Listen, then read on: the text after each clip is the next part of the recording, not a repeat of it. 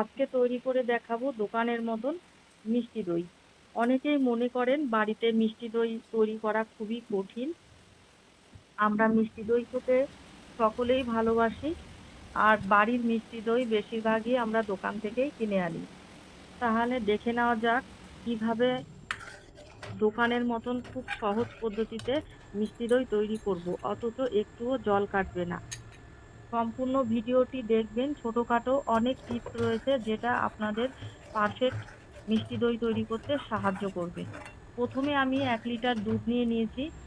এবার এই ১ লিটার দুধকে ১০ থেকে ২০ মিনিট গ্যাসটাকে বাড়িয়ে কমিয়ে ভালো করে জাল করে নেব। আর এইখানের থেকে আমি কিছুটা দুধ নিয়েছি, ৩ হাতা মতন। এবার ওই দুধের মধ্যে আমি ৫ টেবিল চামচ গুঁড়ো দুধ মিশিয়ে ভালো করে গুলে নিয়েছি। সেটা তোমাদেরকে দেখানো হয়নি। ওই দেখো পাশেই বাটিটা রয়েছে। তোমরা দেখতেই পাচ্ছ আমি ভালো করে গুলে নিচ্ছি যাতে কোনো দলা না থাকে। এই গুঁড়ো দুধ দিলে দইয়ের টেস্টটা আরো বেড়ে যাবে। সেই কারণে গুঁড়ো দুধ দিয়েছি। গুঁড়ো দুধ না দিলেও পারো, কিন্তু দিলে পরে খুব ভালো হয়। এবার সেই যে দুধটা আমি গুলে নিয়েছিলাম সেই দুধটা আমি সম্পূর্ণ এর মধ্যে দিয়ে দিয়েছি। দিয়ে আরো একটু জাল করে নিয়েছি। নিয়ে আমি কিছুটা দুধ আমি বাটিতে নিয়ে নিয়েছি। আর এবার আরো একটু গ্যাস বাড়িয়ে কমিয়ে আমি জাল করে নিচ্ছি। দুধটা দেখো অনেক ঘন হয়ে গেছে। এইদিকে আমি একটা কড়াই বসিয়ে দিয়েছি। এবারে ক্যারামেল তৈরি করে নেব। ওই কড়াইতে আমি ৩ টেবিল চামচ চিনি দিয়ে দিয়েছি। এবার সামান্য পরিমাণে জল দিয়ে দিয়েছি। জল দেওয়ার পরে এবার অনবরত নাড়বো। চিনিটা ধীরে ধীরে গলে যাবে আর চিনির কালারটাও চেঞ্জ হতে থাকবে। আর এইভাবে অনবরত নাড়তে হবে। বাড়িতে তোমরা এইভাবে দইটা তৈরি করো। খেতে কি বলবো বন্ধুরা, অসাধারণ টেস্টফুল। বা দোকানের থেকেও খুব ভালো হয়। মানে ভীষণই টেস্টফুল হয়। তোমরা বাড়িতে বানিয়ে আমাকে অবশ্যই কমেন্ট করে জানাবে কেমন হয়েছে। আর তোমাদের বন্ধু বান্ধবের কাছে শেয়ার করো যাতে তারাও আমার এই ভিডিওটা দেখে বাড়িতেই দোকানের মতন এরকম দই তৈরি করতে পারে। আর আমার ভিডিওটি যদি ভালো লেগে থাকে অবশ্যই আমার চ্যানেলটিকে সাবস্ক্রাইব করার জন্য অনুরোধ রইল। দেখো আমার ক্যারামেলটা রেডি হয়ে গেছে। এবার আমি যে দুধটা তুলে রেখেছিলাম সেই দুধটা আমি এর মধ্যে ঢেলে দিলাম। ঢেলে দেওয়ার পরে আম ধীরে ধীরে নাড়বো। আর যে দুধটা আমি জাল করে রেখেছি সেটা অল্প অল্প করে ঢালবো আর আ ক্যারামেলের সঙ্গে মিশিয়ে নেব। একসঙ্গে সব দুধ ঢালবো না, অল্প অল্প করে ঢেলে নিতে হবে। উম আমার সম্পূর্ণ দুধটাই ঢালা হয়ে গেছে। এবার আমি ভালো করে ক্যারামেলের সঙ্গে মিশিয়ে দেব।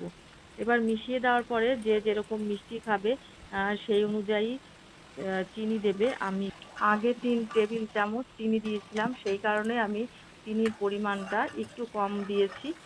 তোমরা মিষ্টিটা কম বেশি করে নিতে পারো।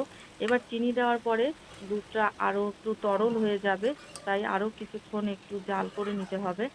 জাল করে নেওয়ার পরে দেখো বন্ধুরা, দুধটা এরকম পর্যায়ে আসবে। দুধের কালারটাও খুব সুন্দর হয়েছে, অসাধারণ। তোমরা যদি এর থেকেও ডিপ কালার চাও তাহলে ক্যারামেলের কালারটা আরো ডিপ করে নিতে পারো। আরো একটু জাল করে নিতে হবে। দেখো এইদিকে আমি ৩ টেবিল চামচ দই আমি একটা ছাঁকনিতে রেখে দিয়েছিলাম ০.৫ ঘন্টা মতন।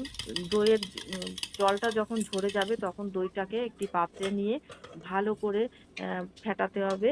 একটা ক্রিমি টেক্সচার তৈরি হবে। এবার যে দুধটা আমি রেডি করে রেখেছি সেই দুধটা অল্প অল্প করে দেবো আর ভালো করে দই ফেটানো দইয়ের সঙ্গে মিশিয়ে নেব। এইভাবে আমি সমস্ত দুধটাই অল্প অল্প করে ঢেলে দেবো। ঢেলে দেওয়ার পরে ভালো করে ফেটিয়ে নেব। আর দেখো দুধটা দিয়ে দিলাম। এবার দেওয়ার পরে আমি ভালো করে ফেটিয়ে নিচ্ছি। ফেটিয়ে নিলে পরে দেখো অনেক বাবলস ক্রিয়েট হবে। বেশ কিছুক্ষণ ধরে এরকমভাবে ফেটাতে হবে। ফেটালে পরে এরকম বাবলস তৈরি হবে। বাবলস তৈরি হলে পরে যে পাত্রে দই তৈরি মানে পাতাতে হবে সেই পাত্রে এই বাবলস অবস্থাতেই ঢেলে দিতে হবে। আমি একটা স্টিলের পাত্র নিয়ে নিয়েছি। এই পাত্রের মধ্যে আমি সম্পূর্ণ দুধটা ঢেলে দিলাম।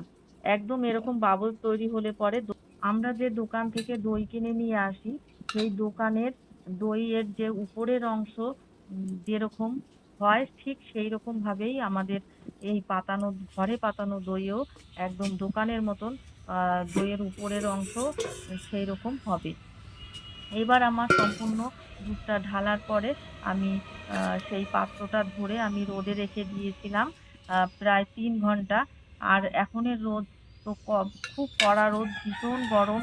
আমি সেই রোদের মধ্যে আমি আ দু ২ থেকে ৩ ঘন্টা আ রেখে দিলেই খুব ভালো হয়। দেওয়ার পরে আমি সারারাত নরমাল টেম্পারেচারে রেখে দিয়েছিলাম। আর দই না জমা পর্যন্ত একদম ফ্রিজে রাখবে না, দই জমে গেলেই ফ্রিজে রাখবে। দেখো আমার কত সুন্দর দইটা জমে গেছে। একদম দোকানের মতন পারফেক্ট মিষ্টি দই। একটু কেটে তোমাদেরকে দেখাচ্ছি। দেখতে যতটা সুন্দর খেতে তার থেকেও অসাধারণ মজাদার টেস্টি। তোমরা অবশ্যই বাড়িতে এইভাবেই তৈরি করো।